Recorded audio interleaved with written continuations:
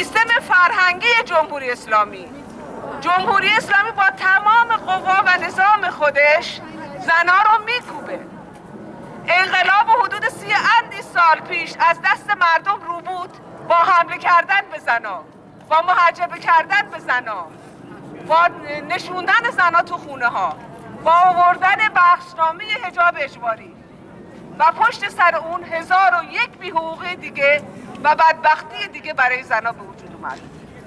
اون قوانین حداقلی که در زمان شاه هم وجود داشت همه از بین رفت و بدتر و بدتر شد. سنگسار اومد، حق طلاق از زنها گرفته شد، حق کار از زنها گرفته شد. زنی که شوهر داره باید اجازه شوهرشو ببره تا کار کنه. کسی کاری نداره که این زن تحصیل کرده است یا نه، کی خرج تحصیلشو اصلا داده که این آقا باید الان امضا بده. حق حضانت بچه‌هاشو نداره، حق سفر نداره.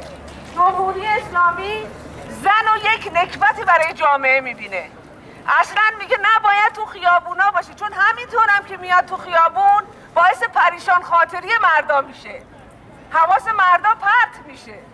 تو حجابش کرده، رنگ سیاه بهش غالب کرده، ولی داره کارش هم ازش میگیره و آنچه که جمهوری اسلامی آرزو